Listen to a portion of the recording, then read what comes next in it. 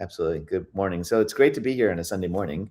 Of course, I've been a big fan of your column, Ed. So it's been an absolute honor and pleasure to be able to speak to you. Yeah, I'm a spine surgeon. I'm swimming against the wave right now. I'm in solo practice. About 3 years ago, 3.5 years ago, I took the leap and actually started my own solo practice. You probably heard about our a week spinal fusion program, and it's been going really well. I mean, part of the reason why I started my own solo practice is because uh, people were coming to me from all over the country seeking this out. And I have a pretty clear idea. Maybe we'll get into about how spine care should be delivered. And I got a healthcare MBA up at Dartmouth, and so I learned a little bit about the business side. I said, you know what? I was able to find a good team, and said, why not just take the chance and actually build my own practice in the vision that I had for how spine care should be delivered. And it's a journey, but step by step, we've been trying to build that vision in our practice. Where were you? Were you in New York before New Jersey? Because I talked to you like 5 years ago about this, kind of peripherally, kind of exploring it in my own practice. Where were you before? Yeah. So my story is that I finished my fellowship at NYU Hospital for Joint Diseases. I was there when Dr. Tom Errico was the chief. Frank Schwab Yeah, was yeah. there. Okay, There was I forgot you had been there. I was a resident there. Yeah, yeah, yeah. Yeah, it was an incredible time. I mean, I really enjoyed my fellowship. It was an incredible experience. And I took an academic job at Montefiore. I was the chief of the spine service there for 9 years. And honestly, it was an incredible period. I had residents. We actually started a fellowship. I was at the lab. So I was doing the full academic thing. And sort of midway through, Dartmouth had actually started a healthcare MBA program called the Masters in Healthcare Delivery Science. I enrolled in that. And when I finished that up, I had a lot of different thoughts about what was going on, but it was honestly around towards the end of my time at Montefiore that there was a patient who had come to me. He actually needed a laminectomy, and he actually had requested that we do his laminectomy under spinal anesthesia, which I had not been doing at the time, and I thought it was an absolutely crazy idea that we did that. And he had done that because partly medical, partly because he was in the process of sitting on a committee that was reviewing the dean's renewal application. And he had known that general anesthesia can give you delirium and has cognitive effects, and he just couldn't afford to have any kind of cognitive decline. But he needed spine surgery. And so he asked us to do his spine surgery under spinal anesthesia. And I had a good anesthesiologist who did it, and it worked out beautifully. And it was an incredible experience for me because it was sort of proof of concept. And then soon after, I left Montefiore and went to private practice in Westchester. I was part of a large group, and I worked at a hospital that had a very progressive anesthesia group. They Mhm. had been doing a lot of work on ERAS in general, so they understood the whole concept of fast recovery. And so we started doing. I told them about my desire to do laminectomies under spinal. We started doing it, and to be honest with you, I was actually doing it, and I was just amazed at the results. I was amazed at the results about the quick discharge. I mean, we were taking people who are 70, 80 years old, and they were leaving within 2, 3 hours, Hmm. which I thought was incredible. I mean, and the patients didn't even want to stay in the hospital. Like it was sort of like I had a situation where I had an 80-year-old lady who was like, "Let me just go home," and she had Hmm. almost no pain. And so we recognized that there was something going on, that it wasn't just an issue of doing the surgery under spinal anesthesia, but it was leading to an enhanced recovery afterwards because Mhm. they weren't taking any kind of pain meds. They had no nausea, vomiting. There was obviously no delirium, and so we recognized that the benefits of spinal anesthesia were just more than just the anesthesia type, but it was a lot of downstream benefits to all that. And So it actually, wasn't like you woke up one day and said, "I think I'm going to do this whole wide awake thing." This has been kind of like an ongoing evolution. an ongoing evolution, yeah, and it's a continuous evolution because we're Got it. still. Like thinking about coming into this thing, I'm like, why would anyone want to do this? Like this Yeah. is not the conversation that I would be expecting to have with my patients. Be like, we're going to do this. We're going to put screws in your back, and then I think it's best for you to not go to sleep, right? But patients are seeking it out, and that's really kind of how this evolved. That's interesting. I wouldn't have thought that. No, in fact, actually, patients are seeking me out. So patients will look for spine surgery without general anesthesia, or they've had general anesthesia for other surgeries, and they know they need to have spine surgery, and then so they seek me out. So we had part of the reason why I started my own practice is because there was a patient from Florida who actually just found me, and he sought me out, and it helped me understand that there's certainly a class of patients who are going online doing their research, and they're willing to travel for their care. And so, just in this past year, I'll give you an example. That just in this past year, I mean, look, I'm a small practice in Edison, New Jersey, but in this past year, we've had patients fly in from Idaho, from Virginia, from Eastern Long Island, because they want spine surgery without general anesthesia. Really? How much of your practice is wide awake? Is it 100% at this point, or are there varying there? Is there a variety there? Yeah, pretty much at this point, any lumbar procedure I do is awake, not cervical. But so if you're having lumbar surgery with me, I mean, we just did an L1, L2 laminectomy awake, so we're going up that high. But at this point now, any lumbar procedure is awake for us. Okay, cool. Let's talk about, I mean, there's so many aspects to this. So let's talk about first just who's a good candidate for it and who is not. Like, are there patients that call you up and you review their case and you say, I just don't think so? Yeah. What would be those criteria? To be honest with you, there's been stages in the evolution, right? So what I was saying initially is that we first started doing these case laminectomies under spinal anesthesia. And I say this because understanding that I get a lot of calls from people who want to develop their own programs. And so I appreciate that I've gone through stages in my learning curve. And so I always recommend people going through stages in their learning curve. So when we first started, we were doing simple laminectomies, L4-5, herniated discs, microdiscectomies under that. And then we started doing our lumbar fusions, single level lumbar fusions under spinal anesthesia. And that was a big deal because it was screws, as you said, banging, all that kind of stuff.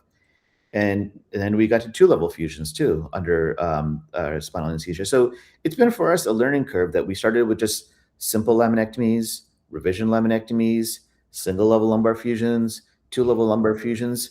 But to be honest with you, it's been a learning curve, not just for me personally, but for my team, because my anesthesia team had to have a learning curve, the team I work with, my assistant. And now at this point, I'm very comfortable saying that any lumbar procedure up to L1, laminectomy or fusion, we do under spinal anesthesia. Okay, cool. So walk me through the protocol. I mean, I feel like I talked to you about this a few years ago, and I was planning to do one, and then my anesthesia team got kind of cold feet, which I do want to talk about. I do want to talk about also, sort of like what happens when you get institutional friction on something like this. But walk me through your protocol from patient comes in, they meet with you in holding, and then take me through surgery. What happens?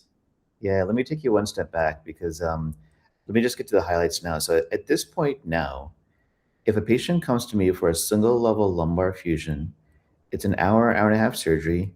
Mhm. They go home within 4 hours on just Motrin and Tylenol. Okay.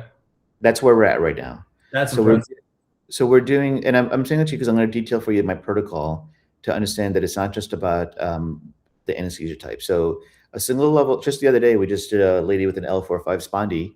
So a single level lumbar fusion, went home within 4 hours on Motrin and Tylenol. What's our whole protocol? The whole protocol starts from the day that we meet the patient and start discussing their surgery with them, because as you know, patient education is a critical component of the thing. So you have to get into their head. You have to understand what their buy-in is, what they're looking for. Understand their nutritional state, understand their activity state, and we're doing all this because we're trying to cater our protocol based off of what we're seeing. It's not just about their L4-5 spondy. It's not just about putting screws in, because I've recognized that for me, as someone who's trying to drive a particular outcome, which is sort of same day opioid-free spine surgery, for me, it's not just about what happens in the OR. It happens what happens before the OR, and then of course afterwards. And so when the first patient comes in and we've gone through the whole non-operative process and they decide to have surgery, then our protocol is that we educate them, we talk to them, we try to understand what their expectations are. We actually integrated nutrition into our practice. So in our office, actually, we do IV infusions, and we actually do glutathione. There's been some research around glutathione decreasing reactive oxygen species, and so it helps decrease inflammation. And so it's sort of accidental, like everything else is, but about a week prior to surgery, we actually do IV glutathione. I like that a lot. I like that a whole lot. We've had conversations in our practice about perioperative nutrition. We have a bit of a supplement protocol, and we have been discussing the utilization of IV. We haven't done it yet, but the anti-inflammatory property of glutathione may be a really good thing. I love that. Yeah, I mean, we unfortunately I'm a small practice, so it's really hard. It would be hard to study this, but I could tell you empirically that when I started giving patients IV glutathione prior to surgery, and then there's some patients there's a supplement company that we work with that does the essential amino acids. So when Mhm. I do, so what I've noticed is that for the patients who get IV glutathione and the essential amino acids, those are the ones who, this is even after lumbar fusion, those are the ones who are up and walking a few hours after surgery, going home and opioid free. And the opioid free aspect of it is that, so my surgery is typically a minimally invasive TLIF. I use a Wiltse approach. That's pretty Real standard. quick, when do you give the glutathione? At what 1 week. stage? 1 week. 1 week. Okay. Yeah, I think because of when we looked it up, it takes from an absorption point of view, I think it's 24 to 48 hours. So it's got to be. We do a week because we think it's pretty clear from in terms of absorption, and I'm sure there's some basic science around that. But we found that if we do it about a week, they usually get the maximum effect from Okay. all that. But then afterwards, after surgery, we have a protocol where we start them on alternating ibuprofen and Tylenol. So then when they get home, we start them on 600 of ibuprofen, and 3 hours later, we start them on an extra strength Tylenol, alternating every 3 hours. I got that because I spoke to um, this gentleman, Don Alam, who's one of the founders of Wallant Surgery, wide awake low latency Yep. hand surgery, and he had Yep. told me that for his hand surgery, they actually use just ibuprofen and Tylenol afterwards. And so after surgery now, we start the patients on a protocol of 600 of ibuprofen and extra strength Tylenol every 3 hours. We do that for the first 48 hours. Every once in a while, they take a tramadol. But I could tell you that at this point now, when a patient has a lumbar fusion, they're doing ibuprofen, Tylenol, every once in a while tramadol. But pretty much, I have not written for a narcotic prescription for a lumbar fusion after I can't even remember when. Wow. Okay, that's amazing. I used to think, well, it's just like, it's a couple of weeks of opioid, who cares? But the more I practice and see patients, the more I realize like two things are really true. One is the opioid induced constipation makes people sick. Like these medicines make people sick and they do not feel well on them. The second thing is even 2 weeks of an opioid, some patients start to develop a real early dependence, and it's surprising, but I think it's very real. Yeah, you know what it is to me, it's about the recovery. So we're in a day and age where people want rapid recovery. They have to get back to work within a week. They have to get back to babysitting their kids, in a week. They have to get back to being functional. So this is what I was saying to you before, is that if it was just an issue of getting the patients on and off the table, it doesn't make a difference what you do. You can give them general anesthesia, you can give them narcotic, and there's a class of patients, I'm sure, where you can work that in. But for the patients who I'm taking care of, it's about the rapid recovery. So for me, it's the ideal scenario is that they come in, we fix their spondy, and then their pain is gone, and then they can get back to, let's say, work within a week. And so for me, it's not just about fixing their spondy, it's about the fact that they're not delirious because of the general anesthesia, they're not constipated because of the opioids, they're not loopy because they're completely with it. And so for me, and then also nutritionally, they're in good shape too. Mm-hmm. And so the way I'm seeing it is it's about the rapid recovery. So it's not doing the surgery, honestly, that's really not the smallest part. It's about all these other collateral damage issues that we've had to sort of fine tune along the way. When patients come to see me a week after surgery, we love it when you can't even tell that they had spine surgery because they look so good. That's great. So as I'm thinking through our program, and we continuously evolve, I'm always trying to think, okay, what more can I do to get them to recover faster so they can get back to work? When like the guy from Idaho, for example, the guy from Idaho flew in on a Tuesday, had his surgery on a Wednesday, flew back on a Monday, right? And he had to go back to work within a week. And that's the kind of patients. It's a little bit stressful for me, to be honest with you. But our program is such that we have to make sure that this everything lines up to be able to get that result in a predictable way. Got it. Yeah. I remember when we were starting to do outpatient joint reconstruction, at least when I was at NYU, we were talking a lot about failure to launch, right?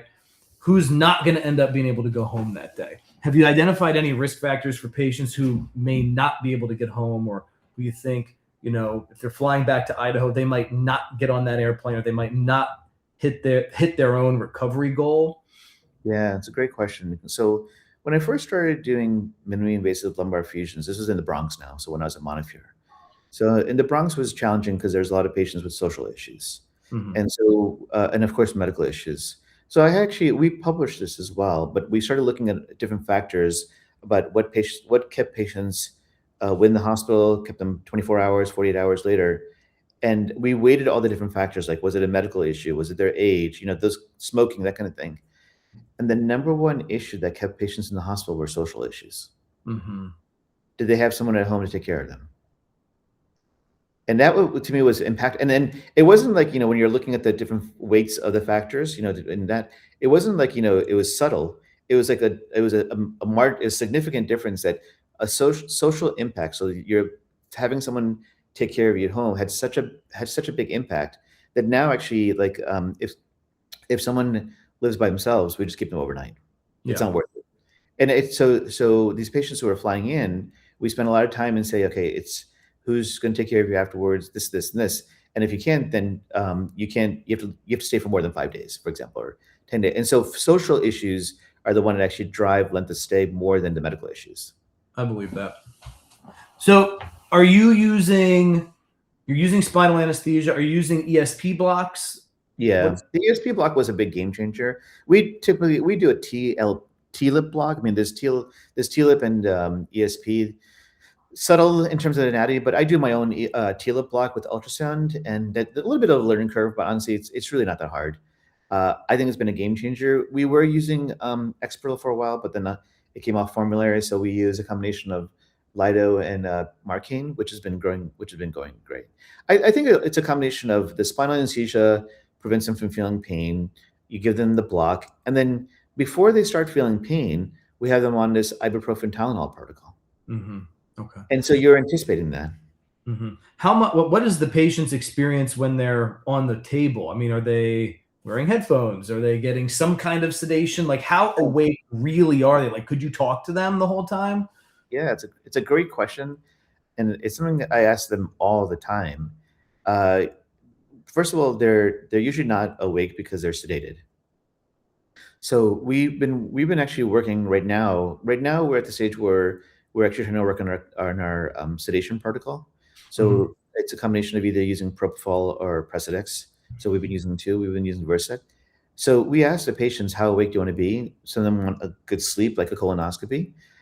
I've had patients who come in with earphones and they listen to podcasts during surgery.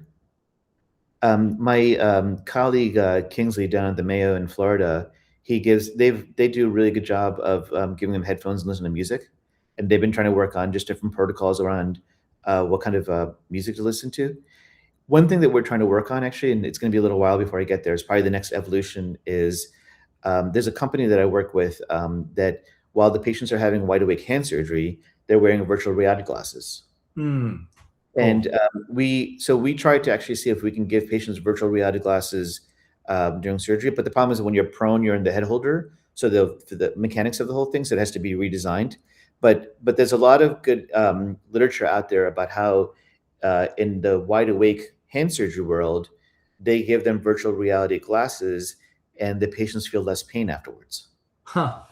And so they've been able to sort of, quote, hack the brain enough that they don't feel pain after their hand surgery. And so then there's a lot of in the hand world, there's a lot of good literature around that. And so we'll get there, but then from a logistical point of view, having your head in that head holder with the VR glasses is not physically possible, but we'll eventually get there. Mm-hmm. Man, okay. What about, so let's talk about my experience, which was that I had one anesthesiologist who was pretty on board. He was like, I think we can do this. We can do it under spinal. We'll give an ESP block and we can try it. And then he brought it to the department chair, and the department chair, was like, I don't think so. I mean, now you're in your own, obviously you have buy-in from the anesthesia team. They've seen it work. It's got to be easy now. Was it hard at first when when you were for your first patient who came to you when you were in New York and they said, "Hey, I want to do this." Was it hard then? And as you continued to develop it, did you get pushback from it? Yeah. Experience there. Yeah, it's always interesting because actually at Dartmouth, when I was getting my healthcare MBA, we talked a lot about innovation, right? And then innovation adoption, and we did a lot of case studies around how different companies innovated. There's no question that it's a cultural question because there's enough more than enough scientific knowledge out there about the benefits of all this. So it's you don't need to get a buy-in from a science point of view. And you know that we just published a textbook on awake spine surgery, so we collated all the information. So you can't say scientifically there's not enough data out there. So we published a book around the whole thing. So it's not a question of science, it's a question of culture. And it's a question of what kind of outcome you're trying to drive. So in terms of getting buy-in, first of all, you have to get someone who believes in it, who's willing to sweat it out a little bit, have a difficult spinal, do all that kind of stuff. And so I've been really, really fortunate to have sort of progressive anesthesiologists to work with who understand the benefit of it. A lot of them had done OB-GYN, so they do a lot of spinals for C-sections. And if you're starting your own program, I would recommend finding an anesthesiologist who does a lot of C-sections. So they take a lot of call probably. And so they're really good at doing spinals from a technical point of view. And you'll get their buy-in and from all that kind of stuff. And then what's worked is that after you do it a few times, the anesthesiologists like it because then the patients go to the recovery room and they're almost normal. And they don't have to stay in the PACU for a long time because the anesthesiologist, depending on the protocol of your hospital, has to babysit the patient afterwards. But then it's in and out, and so for them, it's less time in the PACU, which is great. And then the nurses love it too because the patients are easier to take care of. And so it was actually kind of funny because we got to the point where I didn't need to convince anybody about this because the benefit was so good that the whole team around me was like, "Why wouldn't you do this way?" Got it. Has there ever been I guess I don't want to make it sound too scary, but like an airway issue? Have you ever had somebody go prone, things are okay, and then suddenly they are not? Like, what would be what's the plan in the event of a problem like that? Yeah, that's a great question. Knock on wood, we have never had that issue. So, but that's the always fear, and that's why anesthesiologists do it. But the truth is that the anesthesiologists do cases with sedation, supine all the time. And if they had an airway issue, what would they do? So we always have the protocol that whenever we're doing a prone case, there's a stretcher right side the door. So if we need to automatically fit the patient, we can flip them in and do it. Anesthesiologists, unfortunately, they know about that kind of stuff. The key thing for us actually, which is really neat, is that the patients are prone with the pulse ox on, and they can give you feedback. And so if you never sedate them so much that they're completely out of it. So you're always getting information about whether or not there's breathing or not, right? Because you have the pulse ox machine on. So we're actually getting pretty good feedback on the patients, better feedback, even the issues of eyes, right? So there's no issues of blindness because the patients can tell us if they can see. So you're actually getting feedback from the patients, right? In more real time. Do the patients describe to you what they felt during the operation? I'm assuming they have some perception of that and maybe some memory of that, or no? Yeah, I mean, I'll tell you. So why do I keep on doing this? Well, I keep on doing this because there was one patient I had in particular who we were doing a laminectomy on. And he was one of the first ones who wanted to come in with headphones. And he came in and we did a surgery. Like when we use a microscope, we turn the lights off and the lights are off. And I asked him afterwards, I said, "What was your experience like?" Just curious, right? He goes, "Doc, I was laying prone on this table. I had the music on, the lights were off. Honestly, I felt like I was having a massage the way everything was. It was such a beautiful experience." I said to me, I said, "You had spine surgery?" And you said that. And I said to myself, "Hey, look, if this guy who is a little bit overweight can say something like that we can drive towards spine surgery being a good experience." It's so true. It makes me wonder, like, could you make the operating room a little bit more spa-like, right? Some good scents in there. You have a good ambiance in there. That's very interesting. It's less. And you know this, and I've written about this before about the experience economy, right? That the people in the consumer world, if you can differentiate yourself based off of having a good experience, you understand the competitive advantage of that. Yeah. And so for me, it's a little bit more than just as issue of competitive advantage. It's also the fact that if a patient has a spine surgery and has a spine surgery with a good experience, from an outcomes perspective, which is what we're trying to drive towards, they're going to have a better outcome. For sure. I mean, from an objective standpoint, actually, this is something that I'm planning to dig into on my column over the next few weeks. Is there's a huge difference between the proms that, let me rephrase this. The proms don't capture everything. That's A right. patient may have an excellent, objectively, an excellent clinical outcome. They may have had a totally beautifully executed operation, but their perception of their result is not good. And that's what's reflected in the proms. That's And right. if you can give them the experience, the experience matters in the proms. There's no question, even objective proms. Correct. Because the problem with objective proms, this is what I've always thought was interesting, is that it's too scientific. So it doesn't capture the emotional component of care, which you and I know, taking care of patients has such a big impact. And in the consumer world, Apple, obviously, we learned about this in school. Apple has an incredible job of making the experience of using an iPhone better. That's why Apple does a better job than Samsung, depending on, dude, Samsung is probably technically a better phone, but the experience of using an iPhone is better. And so then perhaps that led to more sales, who knows? But there's no question to me that if we can basically make spinal surgery a good experience, then your outcomes are going to be better. Very true. I believe that. What are so all right, so say, what are the things that you tell a new doctor who's calling you, wants to build their own program? What are the do's and don'ts in the first 6 months of that? Yeah, it's actually really interesting. So, I've had the point, I've really been honored that I've gotten phone calls now from people from all over the country, and I've spoken to places across the world. Like I think it was last year, I was in Abu Dhabi. I've gone to India multiple times. And so, in Europe, of course. And during COVID, I think I was doing a lot of Zoom grand rounds and stuff like that. So I've had that. So to me, actually, it's interesting because everyone has a different motivation for why they want to do awake surgery. And the first thing I'd actually try to do is try to understand what is the motivation for doing it. So like in California, for example, it's almost impossible to do a laminectomy at a hospital. You have to do it at an ASC. And so in California, I'll get phone calls from people who are asking, okay, I need to figure out how to do a laminectomy under an ASC, under spinal. Why are we doing that? That's part financial, and then part medical. So that's number one.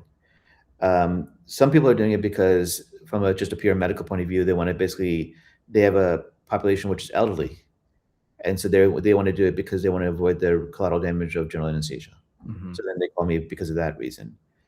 Some people are doing it because I got a phone call from a guy in Chicago, and he had said to me, hey, what's this whole awake protocol? I said, what do you mean? He goes, I have a patient who said, if you don't do my surgery under spinal anesthesia, I'm going to go to somebody else.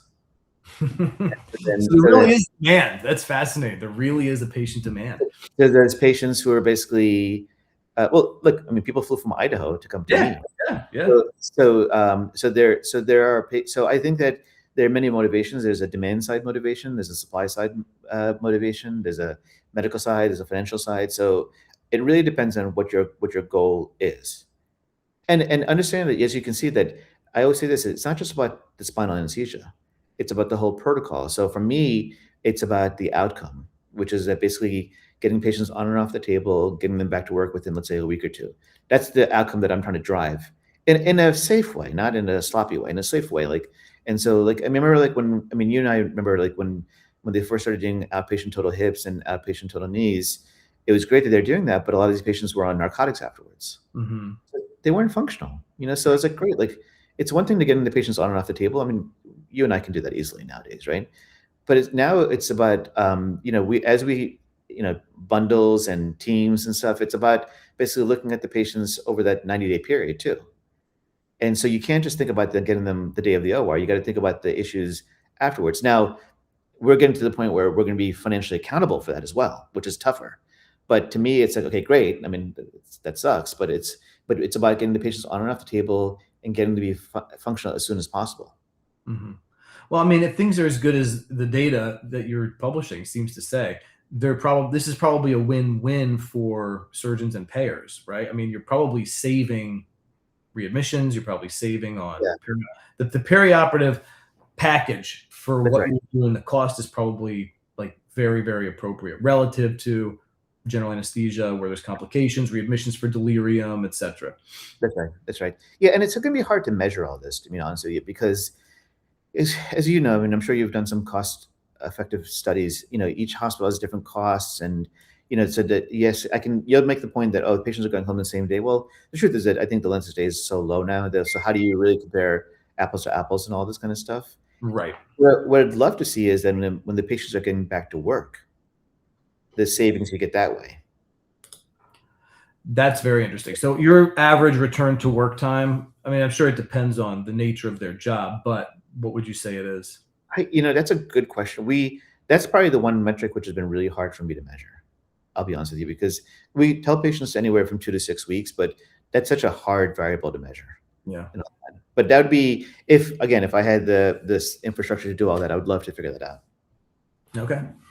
What's the one thing you would, if you had to say that, so the surgeons that call you and trying to build their own program, what's like the one biggest piece of advice that you'd give them before they go into it? Is it understanding their why? Like, understand why you're doing this before you start, or is it something else? Yeah, that's a good question. The why is usually by the time they've called me, they've already figured out the why. Mm-hmm. To me, actually, the biggest thing is the buy-in with the team. It's the issue that you talked about. When I first started my awake program, I had a chance to talk to the guys who were doing the outpatient total hips. Mm-hmm. And we did a deep dive, and I spoke to many people who were involved in the early stages of that whole program. And when they were running, I think it was Depew that did a lot of the courses. But when they came to the conclusion that when they started doing the courses on outpatient total hips, they required the surgeons to bring the anesthesiologist to the course. That's smart. If you didn't bring your anesthesiologist, I think I'm not sure, but I think that if you didn't bring your anesthesiologist, you can come to the course. So when you're talking to these surgeons, are you talking with their anesthesia team, or are you having their anesthesia team communicate with yours? The ones that bring on the anesthesiologist onto the phone are the ones I know are more likely to be successful. Got it. Right. And then the truth is that from a bandwidth perspective, I just don't have time to talk to everybody. So I always ask them, do you have the buy-in from your anesthesiologist? If you don't, just give me a call when you do. Got it. Okay. What advice do you have for people? I mean, obviously your experience has been a very positive one. What advice do you have for people who are not getting that buy-in? I mean, so some people, not everyone can run an awake program. Yeah. Right. And so then it gets a question of why do you want to do that? Yeah. I would say at this point in time, though, because look, right now their outpatient joint bundles are mandatory, I believe, nationally. So it's just a matter of time before they do that with spine. Yeah. I mean, it's happening now. There's certain hospitals that have been selected for the team bundle. Yeah. It's already happening. It's going to be a slow roll, but it's happening faster than I think I would have expected. It's faster than I would have expected even a year or two ago. It's all coming to a head now. This administration is a lot more aggressive. Yeah, they want to see change, which I guess I understand. I mean, I understand it for sure. They can't keep paying for it. They can't keep paying for it, but then also the bigger problem actually is that, look, if there is a more efficient way of doing it, why aren't more people adopting it? Sure. So I mean that brings up another good question, which is, why is this not yet the standard of care, and are we moving in that direction? Like it takes about, as you probably know, if you're looking at innovation in healthcare, it takes about 18 to 20 years for an innovation to really get full adoption, which is about 80% of the population looking at. And so healthcare, we don't move fast and break things, right? Which is good, because we're more deliberate, which is good. But then it also hurts us too, right? So do you anticipate in 10 years this will be like, I mean, 5 years ago this was very niche, right? Yes. I mean, still niche. It's still very niche. I get that, but it's probably less so now. Yes. I mean, you've brought it kind of into the light a bit. You've really brought it into the light. So in another 10 years, do you see every state has a couple of people doing wide awake surgery? There's going to be a couple of things that I did. So I've been really, really fortunate to have some colleagues who are sort of partners in crime. Mohammed down in Duke, Kingsley down at the Mayo, Ernest and Vale, and Raymond and Vanderbilt. Like these are basically like core people who we've been pushing it, and we wrote the book because we wanted to have academic validation of the whole thing. I think that there's going to be a couple of things that are going to basically push it as perhaps if we run courses. I mean, but these are all bandwidth issues. I think that what's going to be interesting is that if the payers ever financially incentivize it, that's Mhm. going to force the issue because unfortunately, incentives drive behavior. That's going to be the way it is. Yeah. If a company buys into it and then do it, because in healthcare, I think it's really hard for one surgeon or even a group of surgeons to make an effective change. It unfortunately has to happen at a system level, which is like a company or a payer really trying to incentivize the change. Yeah. What else? Talk to me. Actually, let's back up. Let's talk about your nutrition protocol and the amino acids. I mean, are you comfortable talking about the company that you're using? What company are you Yeah, working with? yeah. The company we're using is a company called Accelerated Recovery. Actually, it's a guy from NYU. I know him. I had a feeling. Yeah, yeah, yeah. Yeah, I played that concept too and spoken with them. It's a yeah, really interesting company. yeah. So I mean, his thing was when was it Aaron Rodgers from when he tore his Achilles?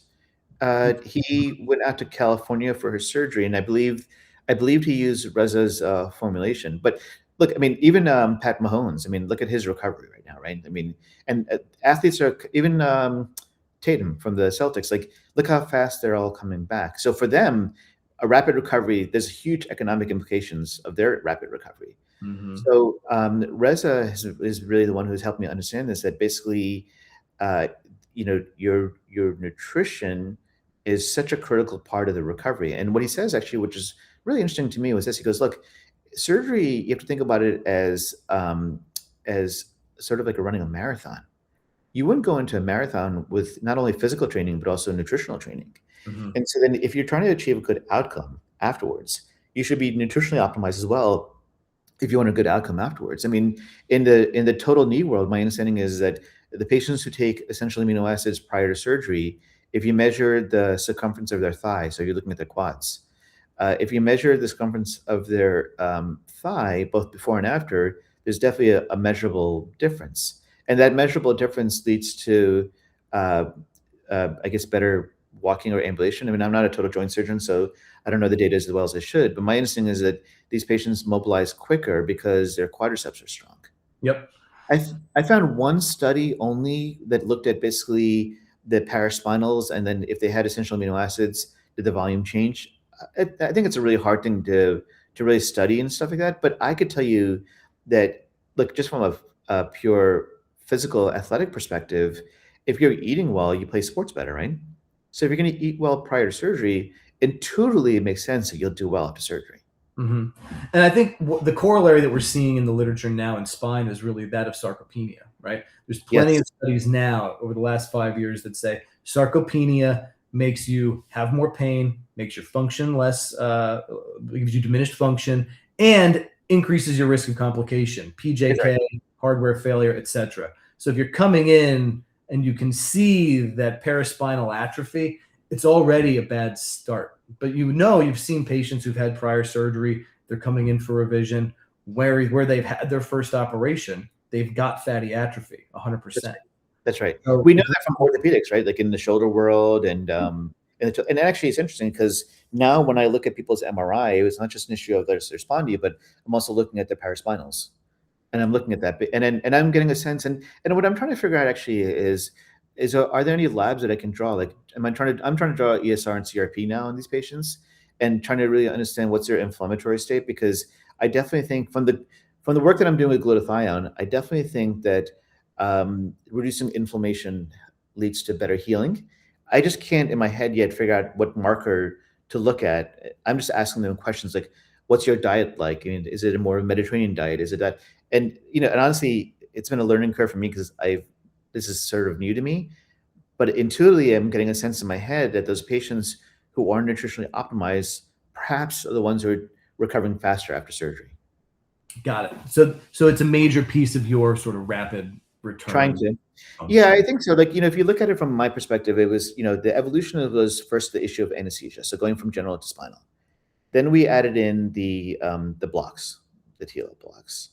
Then we're starting to look at the IV infusion and then the nutrition. And at some point, we'll say to the patients, okay, you want to have spinal fusion surgery, you want to recover faster. Okay, let's try to optimize you nutritionally. Okay, great.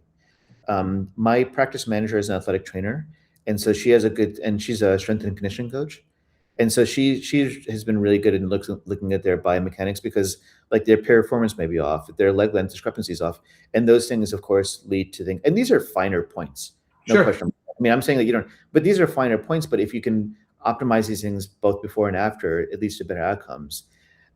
After we work on that, then we'll start working on some of the mental health issues because we all know, and I'm not ready for it yet, but we know that, of course, if you're depressed and whatnot, going into that's going to be the next stage in our evolution. But right now, I'm working on the nutrition piece. Yeah, that I'm very interested in hearing when you dive into.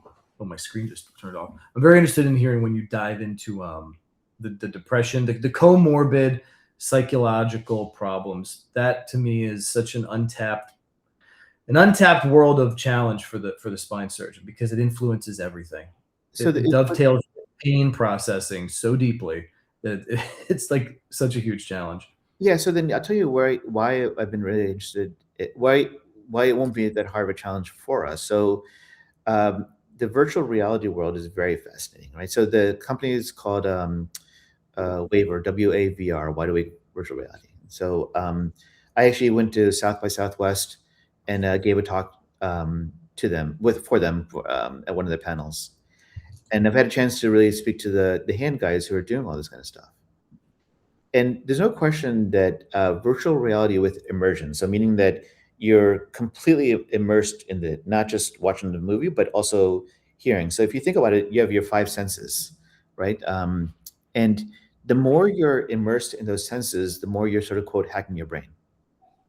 And so if you imagine if you can basically control what they're seeing, what they're hearing, if you get to the point where you can even control smell and taste and feel, I mean, that's where you're getting all five senses. But in Europe, my understanding is that for patients who have, I'm not talking about depression, those are really severe mental health conditions, but let's say like anxiety or OCD, they've shown some prelim literature that people who have OCD or anxiety, when they get virtual reality glasses and given certain movies to watch, have been able to modulate their anxiety and OCD because they're immersing themselves, they're sort of rewiring their brain. And we know, I mean, like Facebook, I'm sure these guys know this already, that they can really hack your brain really well for those kind of things. So for sort of like these sub mental health conditions, not like full blown depression, you can actually modify and hack the brain enough to be able to get a particular outcome. Is that a long-term outcome, or is that like per episode? Like you use it, you feel better, but then you go back to your natural state, or is it a therapeutic treatment that you can change your brain over time? So you can get a CE mark for that now in Europe. So the FDA is actually coming up with a branch, and they're in the process of, I don't know where they are right now, but I know that they have a branch that's studying it because they're looking at it as a therapeutic long-term tool. Wow. Yeah, so there's some literature around that. I had when I first started working with them, I did a deep dive and all that kind of stuff. But there's no question that you can essentially hack the brain using a virtual reality. So, all right, we need to get a new prone view built with this waiver that we need to build a prone view mask for the prone spine patient. That's pretty neat. Yeah, exactly right. I think either Kingsley or Muhammad down in Duke and Mayo. I mean, they have more resources than me who are looking into working on something like that. Because there's one thing about just making the actual prone view, but what the challenge is going to be is the content. So you have to, what kind of movies are going to show people? What are you going to actually show people to actually hack the brain? Interesting.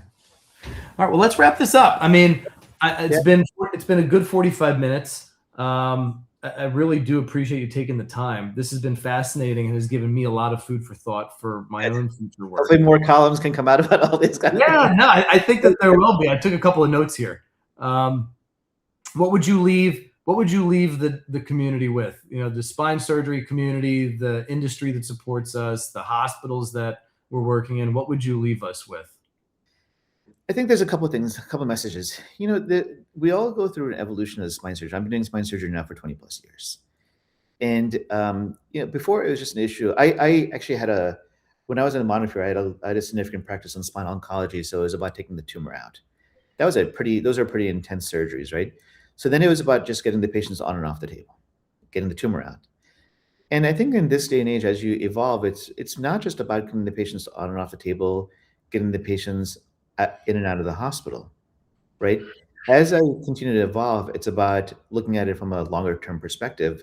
And this is why I'm trying to integrate all these other services now. Now, it's interesting because I've gotten to that point where I'm thinking, okay, it's about getting the patients on and off the table, in and out of the hospital, and then getting them back to work, let's say, or being functional. And I think it's really interesting that we're at a time where economically we're going to be forced to do all this as well. So for what I worry about with surgeons is that I've gone through this evolution to get to this point, but we're going to be supercharged to have to reach that point quickly. So I worry for surgeons, if you don't take the steps that I did, how it's going to be there. Luckily, I don't think the learning curve is that long, is that severe. Collapsing the time frame won't be hard. I think that all of us have to sort of think in this broader sense now that it's not about getting the patients on and off the table, in and out of the hospital, but also back to work quickly, back to taking care of their grandkids quickly, that kind of thing. And that evolution is going to be really interesting to see over the years. Yeah. I mean, it works into the overall arc, which is rapid recovery, decreased cost, transition from hospital-based to outpatient ASC. It's the larger story that's being written in healthcare in the United States right now. Exactly right. But you're right at the front of it, which is awesome. Yeah, and I'm so happy that I'm doing it in Edison, New Jersey. Cool, man. Well, hey, thank you very much. I will have this. This will be recorded and posted, and you can share with anybody that you want. And thank you again. I really appreciate your time. Of course, it's our pleasure. Have a great rest of your weekend and a great week. Thanks, buddy. All right, talk soon. Bye. You hang up now? I'm gonna hang up right now. Bye. Bye.